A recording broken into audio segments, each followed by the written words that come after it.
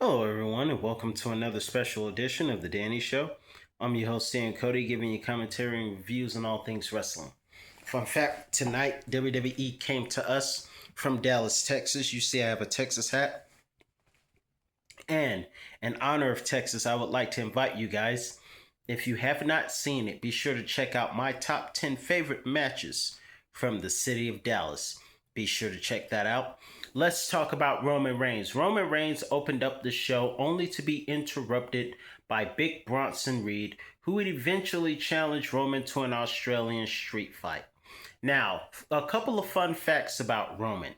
Roman Reigns opened up the show tonight in Dallas, Texas. Roman Reigns, to my knowledge, is the only WWE superstar to be undefeated at WrestleMania in Dallas, Texas, winning against Triple H in Dallas, WrestleMania 32, and against Brock Lesnar, WrestleMania 38. Also, happy that AJ Styles, Dragon Lee, and Penta got the victory over the Judgment Day, which included members Finn Balor, JD McDonough, and Simp19 Dom. Unfortunately, AJ Styles does not have a good track record with Dallas, Texas at WrestleMania, losing to both Chris Jericho and Edge, who are Canadian wrestlers, ironically. So don't let the next time Dallas hosts WrestleMania, don't let AJ Styles fight a Canadian. It's bad luck for him there, for whatever reason. Moving forward, we had Maxine Dupree versus Becky Lynch. That match was better than I expected, to be honest. I'm sure I speak for a lot of people when I say that match was nothing like what we expected. We expected it to go 5 minutes, then Becky wins. Predictable. But they really did a good job with this match. Becky Lynch and Maxine Dupree put on a heck of a show. Unfortunately for Becky Lynch bucking the referee got her into a lot of trouble, and she ended up getting counted out on the outside. And the last 3 seconds before the 10 count were quickly done as revenge for getting in the referee's face. So never get in the face of somebody that's refereeing your match. Just saying.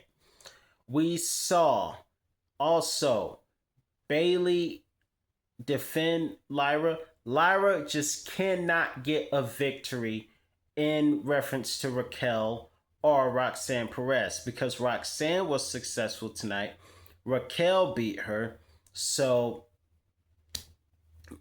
Lyra can't catch a break. However, Becky can. Not Becky, darn it. Bailey. All y'all's names start with the letter B. Darn it. But in any event, Bailey got him, but tonight was not Lyra's night. But they ended up fighting backstage when there was supposed to be an interview with AJ Styles going on. And AJ Styles told the truth about one thing. There needs to be no build up because the story they had in the past writes itself. And I truly agree. And I truly believe that AJ Styles versus John Cena is going to be an incredible match this Saturday in Perth.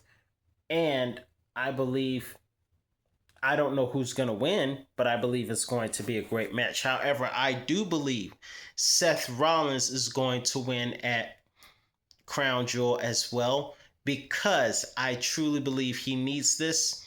Therefore, I think they're building it up for him to have his redemption, although he's the bad guy.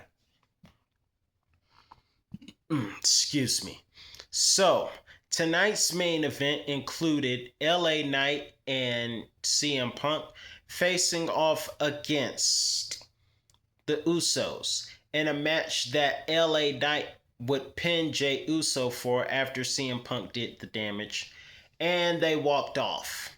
Now, with that was a real quickie, and I'm very concerned that the Usos are starting to turn heel. Honestly, I enjoy them as a babyface, especially Jey Uso. I don't want to see them go heel. I want to see the bloodline stay face in this particular situation. Before I go, let me just say I don't know what's going on between Asuka and her being abusive towards Kairi Sane, but I do believe that their match between with Io and Rhea is going to be very awesome to watch. I think that's going to be can't miss. I don't necessarily have a lot of predictions for Clash, no, Crown Jewel, but I will say this. I do believe Seth is going to win. I do believe Roman is going to win.